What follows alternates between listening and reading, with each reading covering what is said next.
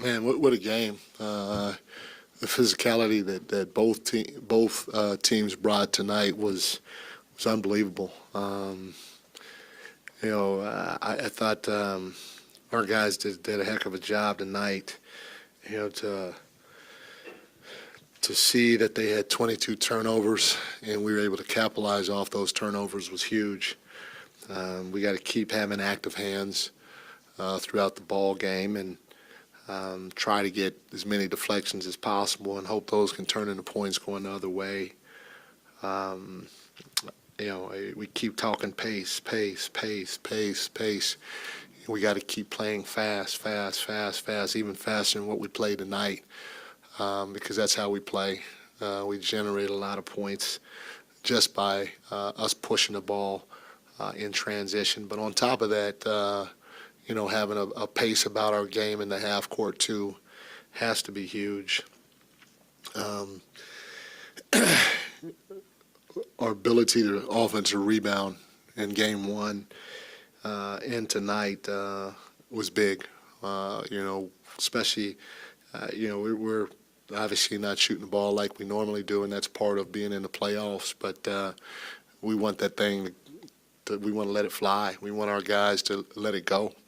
If they see a hint of daylight, let it go. We trust them. We believe in them. They've been shooting the ball well all year, and we know we're going to have a few games where we really break out. When we do, if we can keep that same physicality and sense of urgency that we're having defensively, it can turn into a big win for us. What was huge was also for us in the second half is we had 2 turnovers in the second half. We had 12 in the first half that kept them in it, gave them a lot of life, and for us to be able to be strong with the ball. We talked about the game being a physical game, so you had to be strong with the ball, especially when you tap that paint. For us to be strong with the ball like we were in that second half and only end up with 2 turnovers was huge. You take your hat off to Foxy. Big buckets down the stretch. He had a big 3 right in front of our bench that was phenomenal. Domas, he's an all-star, and he showed tonight why he is an all-star, and he should be all-NBA like Foxy. Both those guys really stepped up tonight, and they were big for us like we need them to be. I tell you what, our bench with Malik continues to be aggressive, continues to play the right way. We need him to be aggressive like he is because, I don't know if I've seen a guy, especially a 6-man like that, be able to make plays the way he does for himself and or for his teammates. But Davion Mitchell was good. You're not stopping Steph. Steph had 28, and when a guy scores 28, you think that somebody did a halfway decent job on him. But, Steph is the greatest of the great. You're not stopping him. You're not going to slow him down. You just want to try your best to make him work, and that's all Davion's doing. He's trying like the Dickens to make Steph work, and we know Steph's going to bring it down in San Francisco.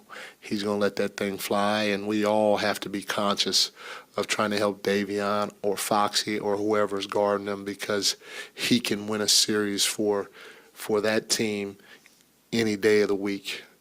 But I got to give credit to Davion for trying to fight over screens and through screens and all that other stuff. I don't know if he can do a better job, which is again a testament to Steph's greatness with the 28 points.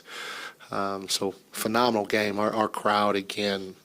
I don't know if I don't feel like I've ever been in a building that's as loud as this. It's deafening. My grandson has come to 2 games. I gotta ask his mom if we need to get a nanny, because I'm worried about his eardrums, even though he's got these big old things on his head.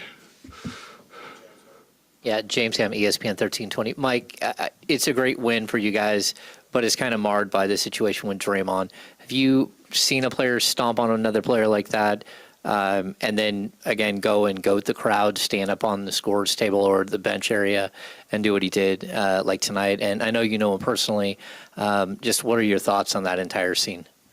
Yeah, I didn't see what he did afterwards, but for sure it's a flagrant 2 for sure, and it'd be interesting to see what the NBA does after they review it. But I didn't see the aftermath. And Domantas, is he all right? I'm not sure. I'm not sure. I think he might be getting checked out now, getting X-rays and all that stuff, because it was pretty hard stomp. Sam Amick, The Athletic. Mike, you talked pregame about when these guys win in the playoffs, you just kind of let it ride and you're loving them up. But you go into this postseason, you didn't know what you'd get from each of these guys, and to win a game like this against that group, when you're talking about the drama like with Draymond and the grit aspect of it, is there part of you that takes a step back and is pleasantly surprised and enjoying the way they're stepping up here? I am enjoying it, because like you said, like I've been saying, we had a good regular season, but we haven't been on a stage like this, and you think that it's gonna go a certain way because they played at a certain level throughout most of the year, especially when they were on the road and in tight situations, but you don't know until you experience it, and there's going to be a lot of firsts for us, a lot of tests for us. Every game we win in a situation like this, it's going to get harder because they're first of all the reigning champions. They have a championship DNA that is irreplaceable, with as many guys, and including their staff, that have won at a high level, and so every loss, in my opinion, is going to make them that much more desperate, which in turn, it's like I said it before, it's like a wounded animal. That wound is just getting bigger and bigger, and when that happens, we know and they know they're going to have to crank it up a notch and fight even harder. So, it's going to get tougher for us each game. Mike, through 2 games, you guys have shown kind of the ability to remain composed in high-intensity situations, and I think that altercation kind of would fall into that. How much do you feel, I know you're speaking for yourself for a minute ago and seeing the altercation, but how much did that maybe bother your team and maybe, upset them in this game? Yeah, nobody likes to see that done to their teammate. In the same breath, you hit it on the head. We have to exceed their physicality on both sides of the ball. We have to play with a sense of urgency on both sides of the ball. But at the end of the day, there's a lot of stuff that's going to happen out there. And so we got to be smart with how we react, we respond, and our guys have been poised. And so I take my hat off to our guys, because there's a lot going on out on that floor. Tony Harvey, NBC Sports Radio. Coach Brown, after that scenario with Sabonis, Warriors come back, they tied at 93, I believe, and 95 or something like that. And your team, Fox hit a couple baskets. Just want to, get your thoughts, your team, in that moment, sticking with it no matter what, and then pulling out the win in those last few moments. Yeah, we said this all along, whether we're up big or we're down big, we have to stick to what our game plan is. We got to keep trying to play fast. We got to keep trying to be physical, and we can't worry about what the score is or how much time is left in the game. And, they're a great team. I said it before. They're going to take the lead down the stretch. They're going to tie the game down the stretch. They may be in front down the stretch. Who knows? But we got to keep grinding and see if we can find a way. During this time of the year, you just find a way to win, and our guys did.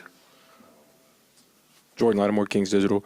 Coach, you talked pregame about, wanting to get a win no matter what, and, talking about your guys stepping up.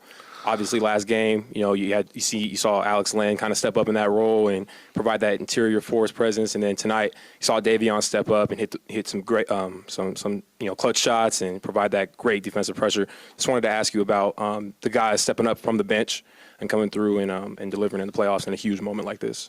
Yeah, we've had a lot of guys step up, but no, you hit it on the head. We talked about Davion's defense, but the three that he hit in front of our bench was huge. He works his tail off daily to be able to knock down shots like that. He also hit a couple of pull-ups that were big for us. So all our guys know that they understand what a good shot, what a great shot is, and if they see any daylight at all, we're encouraging them all to let it fly.